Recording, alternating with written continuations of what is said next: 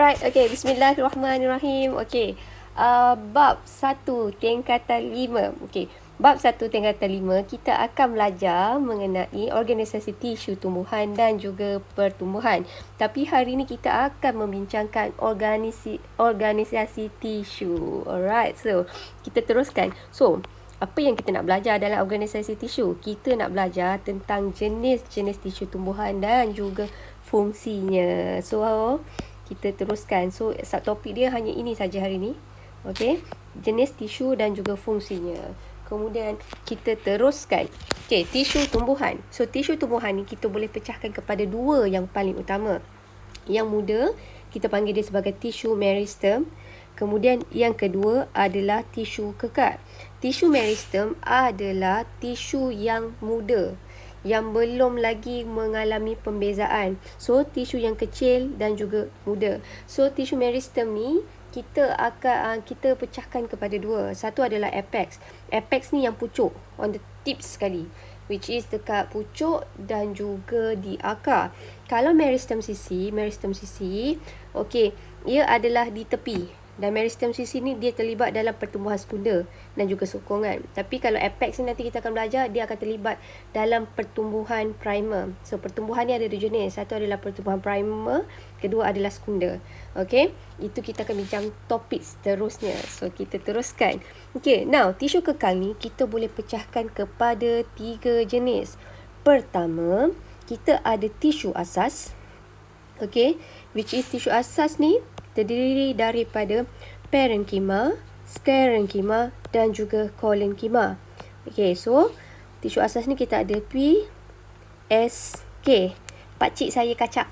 Okey, so kita ada parenkima, sclerenkima dan kolenkima. Apakah persamaan antara PSK ni? Persamaannya tiga-tiga tisu ni terlibat dalam sokongan. Ia memberi sokongan kepada tumbuhan. Kita akan bincang lagi detail. Okey, selepas ni. Okey, kemudian tisu yang kedua, epidermis. Epidermis adalah tisu paling luar. So, biasanya epidermis ni dia berfungsi sebagai protection, melindungi tisu yang lain. Okey, so nanti kita akan belajar tisu epidermis ni ada yang special, which is akar rambut. Yang ini telah mengalami pengubahsuaian, ada modified sikit. Dan akhir sekali, ini paling famous, you guys dah kenal. So, tisu yang ketiga adalah tisu vaskular. Tisu vaskular ni terlibat dalam pengangkutan. Okey, so senang kata, sistem pengangkutan untuk tumbuhan kita kenali dia sebagai tisu vaskular. Nah, tisu vaskular kita ada dua jenis. Satu adalah phloem, kedua adalah xylem. So, ingat tisu tumbuhan paling utama kita ada dua. Yang muda, meristem dan juga tisu kekal. Kalau meristem dia ada dua jenis, AS, apex dan juga sisi. Kalau tisu kekal ni dia ada tiga jenis, which is kita ada asas, kita ada epidermis dan juga kita ada vaskular. Okey, now kita teruskan. Okey, now tisu kekal, ini tadi kita dah cakap. Okey, tisu kekal. Okey, tisu kekal, kita ada tiga jenis. Yang ini adalah tisu asas. Nak tengok kan dia punya struktur. Yang ini adalah parenkima, yang ini adalah sclerenkima, yang ini adalah kolenkima. So, kita tengok detail lagi. Okey, now, alright. So, kita tengok epidermis dululah ya. Okey, now, tisu epidermis, tadi kita dah cakap, tisu epidermis adalah tisu yang paling luar, melapisi permukaan luar. Okey, so dia melapisi mana? Bahagian batang, daun, akar dan juga akar tumbuhan muda. Kemudian, apa yang special dekat tisu epidermis ni? Dekat tisu epidermis ni, ia mempunyai cuticle. Cuticle ni adalah dinding epidermis. So, apa specialnya dinding epidermis ni? Specialnya dia berlilin dan kalis air. Nak bayangkan macam kita punya kulit. Kulit kita kalis air. Okey. Kemudian, bahagian cuticle ni dia terdedah kepada udara. Sebenarnya, bila dia terdedah kepada udara, sebab tu cuticle ni mesti berlilin dan juga kalis air. So, bila dia berlilin dan kalis air, dia dapat mengurangkan kehilangan air, dan berlilin ni dia boleh menghalang serangan patogen. Okey, so senang kata bila berlilin ni dia kurang condition tu kurang kondusif untuk patogen. So patogen tak suka. Okey, kemudian ada epidermis yang special. So ada 2 epidermis yang special. Pertama adalah sel pengawal, kedua adalah sel akar. Senang kata sel pengawal dengan sel akar ni, dia termasuk dalam golongan epidermis sebab letaknya adalah lapisan paling luar. Cuma dia ada special features. Kalau sel pengawal ni dia mengawal bukaan liang stoma.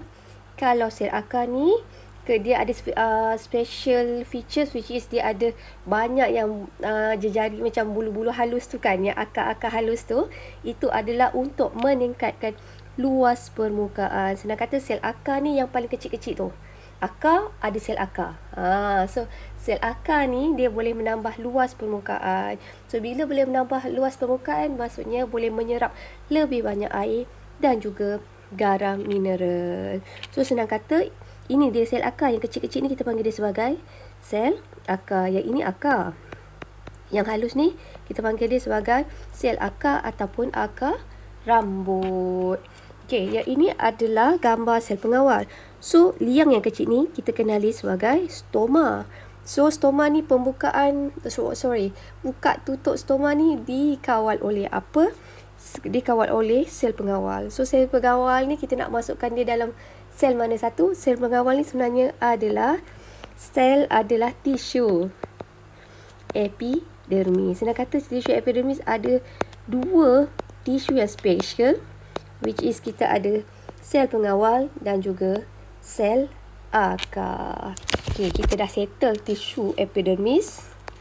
Okey, kita masuk tisu yang kedua. Lepas epidermis, okey, kita ada tisu asas. Nah, tisu asas tadi Pak cik saya kacak. Yang ni susunan dah tak betul kan? So kita ada parenchyma. Parenchyma ni adalah yang paling ringkas.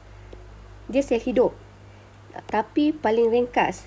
Kenapa dia paling ringkas? Sebab dia belum ada pembezaan. Pertumbuhan, dalam sel tumbuhan, proses pertumbuhan ada 3 zon. Ada 3 proses. Proses pembahagian, proses pemanjangan dan juga proses pembezaan. So sel parenchyma ni sampai zon pemanjangan sahaja. Okey, dia ada dinding sel yang nipis. Dan dalam keadaan segah, dia memberi sokongan. So senang kata, dekat sini ada vakuum. So air boleh meresap masuk. So bila air boleh meresap masuk, so dia memberi sokongan. Sokongan untuk tumbuhan jenis apa? Tumbuhan jenis yang batang herba, maksudnya batang tidak berkayu. Okey. So apa lagi fungsi parenchyma? Fungsi parenchyma ni dia terlibat dalam fotosintesis. Dengan cara apa? Ia membantu menyimpan kanji dan gula, dan ia juga terlibat dalam pertukaran gas. Okey, apa lagi fungsi parenchyma? Terlibat dalam baik pulih dan juga penjanaan semula tisu dalam pengangkutan sistem vaskular. So senang kata sistem vaskular ni, okey, dia bergantung juga, maksudnya macam ni. Parenchyma, tisu asas jenis parenchyma ni, okey, ia membantu tisu vaskular. Okey. Kemudian tisu yang kedua. Tisu yang kedua adalah kolenkima. So kolenkima ni masih lagi sel hidup. Okey, alright. So apabila kolenkima ni matang, dia akan menjadi fleksibel. Okey, specialnya kat sini, kolenkima diperbuat daripada pektin dan juga hemiselulosa. Okey, so apa lagi special dia? Dinding dia lebih tebal. Nampak tak? Tisu asas ni dia susun ikut dia punya tahap, dia punya kompleksiti. Kalau parenchyma paling simple, paling ringkas, kemudian kita tengok kolenkima. So kolenkima ni tengok lapisan dinding sel dia dah jadi lebih tebal. Okey, dan apakah persamaannya? Ia memberi sokongan juga. Memberi sokongan mekanikal dan keanjalan pada tumbuhan. So senang kata tumbuhan tu boleh bend, boleh bengkok, adalah disebabkan oleh kolenkima. Kenapa? Sebab kolenkima adalah tisu yang fleksibel. Okey, nah yang ni yang paling kompleks. Yang paling kompleks kat sini adalah sklerenkima. Sklerenkima ni bila dah matang, dia akan jadi sel mati. So maksudnya dia dah tak ada sitoplasma, dia dah tak ada nukleus, dia dah kosong. Okey, dan satu lagi, Dinding dia yang paling tebal. Dinding selnya paling tebal. Kalau yang paling nipis tadi apa? Paling nipis adalah parenkima. Tengok paling nipis adalah parenkima. Okey. Paling tebal adalah sklerenkima. So, kenapa dia jadi sel mati? Sebab bila dia jadi sel mati, awak nampak dia akan jadi macam hollow kat sini. So, mudahlah ia dapat mengangkut, dia membantu dalam proses mengangkut air dan juga nutrien. Okey, now kita teruskan. Okey, ini tadi dah. Ni kanser, ada 2 kali. Okay, tisu yang terakhir sekali, yang paling famous sekali. So, tisu yang terakhir adalah tisu vaskular. Tisu vaskular ni, dia ada 2 orang adik-beradik. Korang dah tahu dah ni. Which is xylem dan juga phloem. Xylem angkut air dan juga garam mineral. Kalaulah phloem dia angkut hasil fotosintesis. Angkut hasil fotosintesis. Kalau jawab periksa jangan kata angkut makanan. Tak sesuai. Awak kena spesifik. Dia angkut apa? Angkut hasil fotosintesis. Okey. Now, xylem ni, special ni satu. Uniknya dia adalah sel-sel yang mati. Kenapa mati? Dia dah tak ada sitoplasma. Dia adalah tisu yang kita kata tisu tu dah hollow. Okey, hollow tu apa? Dia dah ada lohong kosong je. So, kat sini dia adalah sel yang dah mati. Kenapa? Dia tidak mempunyai sitoplasma. Dan dinding sel dia ada lignin. Lignin ni dia bagi extra protection. Okey, jadikan dia lebih kuat. Kemudian, xylem ni terdiri daripada saloxylem. Tengok, nampak tak? Dia panjang. Lepas tu xylem ni ada, tengok yang tolong dia. Parenkima. Sebab tu parenkima ni pun kata ia terlibat dalam sokongan. Okey, dan nampak tak dia bersambung antara satu sama lain. So, apakah fungsi dia? Fungsi dia dapat mengangkut air dan juga garam mineral. Sebenarnya, kalau awak perasan kat sini, xylem ni sebenarnya terdiri daripada 2 jenis. Satu adalah saloxylem. Satu lagi adalah trakit. Tapi dalam nota, dalam buku teks yang baru ni dia tak sebutkan sebagai trakit. Bezanya apa? Kalau trakit tu dia ada hujung dia ni pointy, tirus. Tapi kita ikut buku teks je, okay? Alright. Now, phloem ni dia terdiri daripada 2 tisu BFF. So, phloem ni terdiri daripada sel rakan dan juga tiub tapis. Tiub tapis ni sel hidup, tapi macam orang kata dia hidup tu macam nyawa-nyawa ikan. Kenapa? Dia ada sitoplasma, tapi sitoplasmanya dalam bentuk jejaring je. Okey, dia tak ada nukleus, dia tak ada ribosom. Tapi macam mana dia boleh dapat tenaga? Dia dapat tenaga adalah melalui sel rakan. So, senang kata, ini adalah phloem. Okey, ini adalah phloem. So, phloem ni consider sebagai sel hidup. Kenapa sel hidup? Sebab dia ada sitoplasma, tapi sitoplasmanya dalam bentuk berbenang. Macam mana phloem ni boleh menjalankan fungsinya? Dia ada BFF, pembantu. Ada kawan dia paling baik, namanya adalah sel rakan.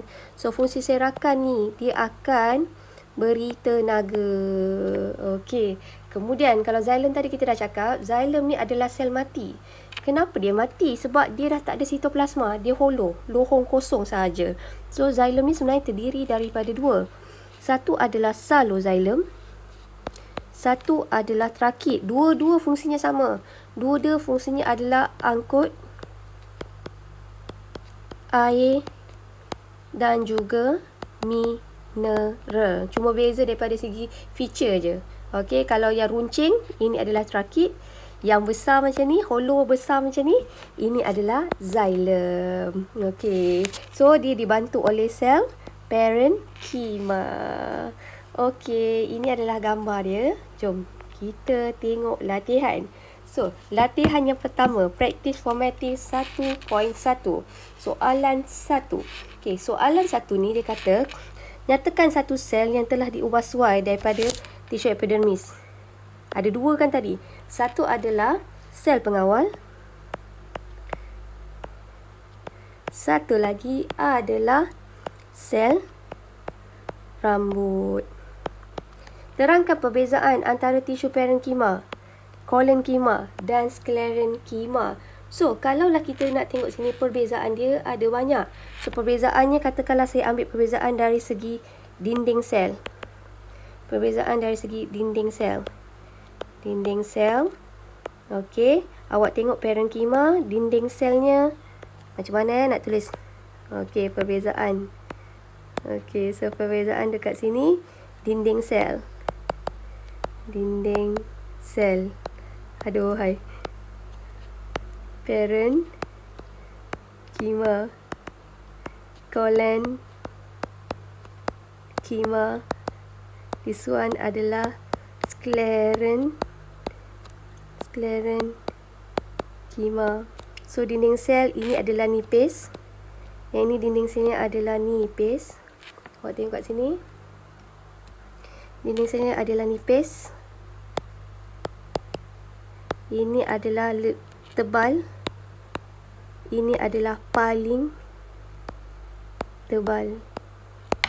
Okey, kemudian apa lagi, satu lagi perbezaan yang lain. Perbezaan yang lain satu lagi adalah kita nak cakap dia adalah sel hidup yang paling ringkas. Yang ini adalah sel hidup yang tebal. Katakanlah kalaulah sklerenkima, dia adalah yang paling tebal. Okey, so awak ambil dinding sel pun dah okey. Now, bagaimanakah xilem? Oh, struktur xilem. Bagaimanakah struktur xilem dapat diadaptasi dengan fungsinya?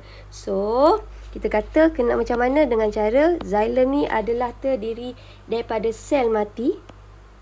Sel mati yang tiada sitoplasma. Okey, so bila dia tiada sitoplasma, ia berongga. Bila dia berongga, mudah untuk angkut. Mudah untuk angkut air. So, jawapan nombor 3 ni, awak boleh tengok dekat bahagian yang ini. This one. Ini adalah jawapan nombor 3. So, itu sahaja untuk tajuk ini.